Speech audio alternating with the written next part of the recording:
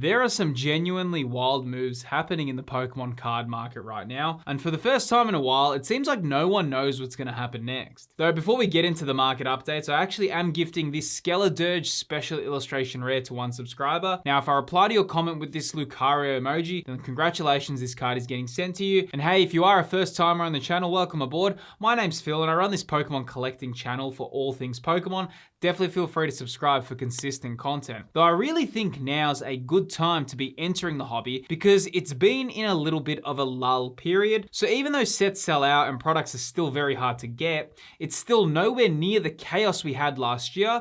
Though right now in this lull period, the market is definitely making some noise. Now moving on to the Charizard from Obsidian Flames, I'm on the 6-month graph here. I'm gonna pull this into the year graph so you can get a great overview of what happened with this card. Right here, you can see the card was selling for $71 last year, and then it found a low point for $53. And then there was that massive Charizard hype boom. Everyone started talking about that. You know, it was just Charizard cards. Everyone wanted to collect Charizard again. And there you can see right there on that graph, it spiked to 126 US.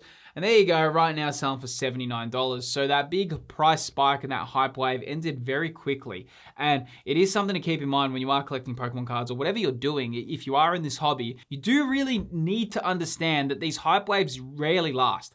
And when they happen, the worst thing you can do is buy in that hype period because you will always be paying the most money. That's just one example of many. There's so many examples of cards spiking in price and then dropping. So you do need to have your wits about you and not just jump in and say, hey, I'm going to spend these crazy amounts of money because, it's going to be profit, because it's likely it won't be. Moving on to the Paldean Fates Charizard, really interesting card here. You can see that the card was selling for $297 in that late October period. Right now selling for $202. What's really interesting, if we pull this into the year graph, you can really see how much Paldean Fates Charizard has had a big journey. So Paldean Fates Charizard was selling for $217 in January last year, went all the way down to $159. Then again, that same thing, Charizard hype boom, went to $313. And there you go, right now selling for $202. So the Paldean Fates Charizard right now is looking like an okay buy. It's definitely not at the lowest point it's been in the market, but you can clearly see the big things that have happened and how we've exited this hype period. And now a lot of those cards that people are hyped for, people are looking back and they see if they want it, but no one is really certain if they want to act on some of these cards at the moment. Now, interestingly, the Mega Charizard X is definitely one to keep an eye out on. We can see that the Mega Charizard X on that pre-release was selling for around 900 US, which is obviously a very expensive price point. It did drop down to 449, and now it's kind of bounced back to 603. There is a lot of talk that this card is going to continue climbing. It's obviously one of the most loved cards from this whole new Mega Evolution era. The Mega Evolution era has been met with a lot of critique in a way because I think it ended super abruptly. We didn't really have that nice transition. It just felt like Scarlet and Violet, hey, Mega Evolution era. Fans haven't really been able to adjust that well. And I think now we're actually seeing that play out in the market because yes, this card's up, but if you look at a lot of the other Mega Evolution cards, they are down in the market. And right now it's a quiet period. A lot of people are moving on to other TCGs. A lot of people collecting One Piece. A lot of people are saying, hey, we want to see where the card's booming. Problem is, if you've got a lot of people that just entered for these hype, these card spikes, these price spikes, they're going to leave now because they want that dopamine hit. They want those quick hits. They just want, everything's just rising in price. If One Piece stops doing that and Dragon Ball starts doing that, the people are going to move to Dragon Ball. If Yu-Gi-Oh starts becoming like that, they'll move to Yu-Gi-Oh. There's just that crowd that follows wherever the hype is. And that's, you kind of want to, if you are collecting Pokemon or whatever you're doing, you kind of want to be in it for the right reasons rather than just chasing that cloud. Now, moving on to, and this is the PSA 10 copies, and I really want to drill into these because I think they're super important. Here we have the Mega Charizard X, and you can see the PSA 10 copy sales. So just here, we can see for 50 bids sold for $1,975. Super expensive PSA 10 copy. Here, another one for 23 bids for $1,900. And there you go, buy it now for $1,979. It does look like if you do want this card, you are going to be paying those prices. The current market is looking around $1,900 plus for this card in particular in a PSA 10.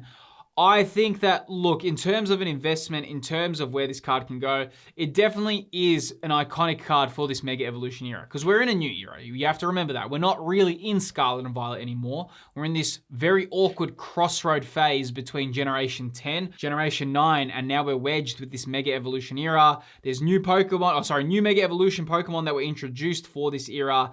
it sits in a very awkward position. And because of that, I do think that this is in its own era. So this is looking like one of the more sought after cards from this era. So it's very important that if you are going to be buying it, think about it. If you look at all the different eras that we've had, for Generation 7, it was the Tag Team Birds. For Generation 8, it was Moonbreon. Gen 9, it was the new Umbreon card, or Bubble Mew, whichever one you choose. And now for this new era, it looks like this one will be the front runner, unless Ascended Heroes changes some of that. Also, while speaking about these graded cards, it's actually a good time to talk about today's video sponsor, Sushi Grade. I think we can all agree that one of the hardest parts of grading is knowing what's actually worth sending in. Well, that's where Sushi Grade steps in. Sushi Grade puts the key info right in front of you. So inside the grading tab, you can actually instantly see which cards have the strongest profit when graded, and it also includes the price gap between raw copies and PSA 10. There's also the cross grading tab, which is incredibly useful if you already own slabs. It shows you where a card could gain value by crossing over to a different grading company. You can also search for any card and it will show you the gem rate percentage chance. Now what's so cool, if you do want full access, you can unlock all of Sushi Grade's premium features by using the promo code on screen to save 10% off your first month. The link is in the description. Big thanks to Sushi Grade for supporting the channel. Now let's jump back in. Now moving on to the kind of very popular, or the most expensive card for the Scarlet and Violet era, which is the Prismatic Evolutions Umbreon. Super ridiculous pull rates. Price for this are really interesting. So right now it's selling for $832. If we pull this into the year graph, this card has had a weird journey, but you can see the top of the market for this card was $1,600. So this card is, close to half price. So, if you wanted to pay 50% off, wait a year. And great lessons, man. This video has a lot of lessons. It has lessons about hype waves, and it has lessons about not buying cards as soon as they release. When Prismatic Evolutions came out early 2025, everyone just thought, nah, dude, this is next Moonbreon. Just go in, buy as much as you can. I don't think anyone really, well, actually a lot of people did, sorry. We all anticipated that Prismatic Evolutions would be reprinted a lot, and the prices reflect that right now. For something to sell for $1,600 and hold, mind you, it did hold for, around January to around March. It was still around that 1,550 range. So it was holding those prices for a while. It has dropped, pretty strongly. And right now, if you look in the last year, the cheapest this card was for around $839 US. Right now, it's selling for $833. So you are looking at a yearly low for this Umbreon. Is it a good time to buy it? You may be in a bit of a sweet spot right now. Though, this lull period, will it last for a while? Will Pokemon cards in 2026 now bounce back? There is a lot of questions here because there's so much, the hype is moving. It's getting kind of like distributed in a way. And I did talk about this because I thought 2026 will have this because TCGs will get more competitive. I think a lot of people are sick of just watching on the sidelines and see Pokemon just clean it out. We can see One Piece is doing its thing. We can see the amount of people investing in One Piece. We can see that it's getting a lot of people. A lot of eyes are going there. Will something move to Dragon Ball? Will something move to Yu-Gi-Oh! With the new Overframe cards? Will Magic take a little bit more spotlight? There's all these possibilities that may happen. People may be a little bit burnt out from Pokemon. There's only so much you can collect, and every single card and set is sold out. It gets to a point where you're like, dude, I'm just over it. So, and I think a lot of collectors are feeling that with Pokemon. Myself included. I just want to buy packs and rip some open. Though I'm also in this crossroad where I'm like, ugh, every time I buy a sealed product, it's so hard for me to decide, hey, I'm going to open this set right now. I think a lot of people are in that boat. Now, moving on to the Greninja from Twilight Masquerade. Again, a lot of these cards in the whole year, you're looking at the best prices now to buy them. I'm going to pull this into the year graph so you can see this Greninja. Right now, it definitely is that there's a buy zone happening for a lot of these cards. High of the market in last year where this card was selling for $410, right? Did drop down to $265 US. Then it went all the way up to $378, and right now this card's selling for $289. The yearly low this card had was $265. So there you go, we have entered more of a buy zone for the year. $20 off its kind of low point, which for a card like this it's very close to that point. Whether or not this is now going to retrace, it just depends on how many more collectors are fixated and focused on Pokemon. It depends how many people are willing to pay these prices, because this is rarefied air. Paying $200 for a single is crazy money, right? And people forget that. People always forget that, oh, I'm gonna just drop $250 on a Pokemon card. That is crazy amount of money. That's a lot of money to just be spending on any item, let alone a Pokemon card, but we're very desensitized to that. I just bought a PS5 Pro recently and I just thought, wow, what a crazy amount of money. I traded in my PS5 and I paid, it was 600, after all trading and selling my games, I paid 600 AED, around 400 US for my PS5 Pro. Now, that to me, I was like, wow, this is so expensive. But in reality, I'm getting a brand new console. I'm getting, the most up-to-date kind of, it's the best console on the market currently in terms of console gaming, right? Sure, I paid, but there's a lot of value that I've got out of that. But when I buy my slabs, or when I buy a PSA 10 slab, sometimes I'll pay $400 or $500 US on a PSA 10 slab, and I'm just like, oh yeah, I don't have that feeling like, wow, how expensive was it? I was just like, oh yeah, I bought an awesome collectible. But the reality is that's so much money, and sometimes that can get lost in the journey. Now, one that is really interesting and such a big thing here is the Terapagos Special Illustration Rare from Stellar Crown. A lot of people would say that Stellar Crown is the worst set for Scarlet and Violet. That and Shrouded Fable and Obsidian Flames. They're all kind of competing for, it's probably Shrouded Fable is the lowest tier. And then you could kind of argue, is it Stellar Crown or is it Obsidian Flames? Now, Stellar Crown and Terapagos, this card when it released, people were hyping it. This card when it released, pre-release prices were like $130, $140. People were really hyping this card. Right now, look at that, selling for 31 bucks. So a card that was super hyped, everyone was like, oh, it's the new Terapagos from the new DLC. Oh, this is gonna be a crazy expensive card. It was the first kind of edition of these rainbow bordered terastallized cards as well. There was a lot of hype for that. And guess what? It fell flat. It fell super flat, $31. And that is after a long kind of time of not having enough hype on this card at all. In fact, in the last year, it's just dropped. It was selling last year for $85. And that throughout the year has had no rises in price. And in fact, I think that is at an incredibly good price point for a pretty rare special illustration rare. And also from an iconic Pokemon from Generation 9 as well. Terapagos is definitely unique.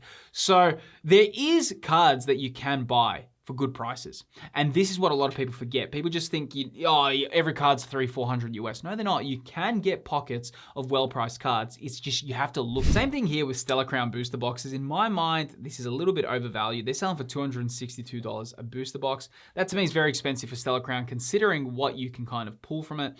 Even though some of the artworks are okay, I do think in terms of I always think of my booster boxes, what's inside. Is it worth it? It's not such a vintage set that no one kind of bought Stellar Crown. It's the fact that it's still selling for $260 is a little bit of a flaw in the market as well when you look at the high price cards from Stellar Crown. That doesn't really add up at all. Now, talking about cards that are actually well priced, another one is the Milotic Special Illustration Rare, selling for $95 US. Now, Milotic is my favorite Pokemon. A lot of people know that. If you've been watching the channel for a while, you will definitely know that. But yeah, I go into it, and if you're interested to know why Milotic is my favorite Pokemon, I'll explain it in a future video. Maybe just ask me. I'll reply to in your comments why that is. But $95 right now for this card, which I think is pretty good considering how rare and how difficult Surging Sparks pull rates are. If we pull that into the year graph, you can definitely see Milotic is in a position that's probably the lowest it's been in the whole year. It was selling for $152 in February last year. Did find a bit of a low for $88. Right now selling for $95. So you're $7 off that low point that it's had. So right now, again, another pretty fair price card considering how rare it is. Though one that's interesting and probably a little bit undervalued is the Hydreigon Special Illustration Rare. Right now selling for $38, which that again, considering Surging Sparks pull rates, that's a very, very fairly priced card. You pull that into the year when this card came to the market, 88 US. So definitely had a big drop, and there you go. Like people expected a little bit more for this Hydreigon. I did as well. Generation 5 pseudo legendary. I probably thought that it would perform a little bit better than it is, but there you go. There is pockets of cards that are actually quite affordable. Though one that is interesting as well is the Hydreigon from White Flare. Pull that into the last 6 months. The high it had was around 96 US, currently selling for $73. When you compare the two Hydreigon Special Illustration Rares, they were both released very close to one another. In my mind, I do think the White Flare version is definitely the better artwork, far more unique, far more captures what Hydreigon is as a Pokemon, but nonetheless, in terms of these two prices, I do think, considering how awesome the artworks are, they're pretty fair price points for special illustration rares and how difficult they are to pull. Where the market's going to be heading from now is very exciting, though I've got a feeling there may be a reversal point quicker than we expect depending on what happens with collectors around the world and whether or not people just are obsessed with One Piece or whatever the new thing is. We're going to have to see, though, exciting things are coming around. Though as much as things are moving, I think now is a good time to reflect and think of what's to come for 2026. And I personally think 4 major changes will happen. You can see my predictions laid out right here. Within this video on screen, I go over my 4 main predictions for Pokemon for 2026. If you enjoyed this video, click the video that's appearing on screen. You can learn about it there. I'll see you on the next video.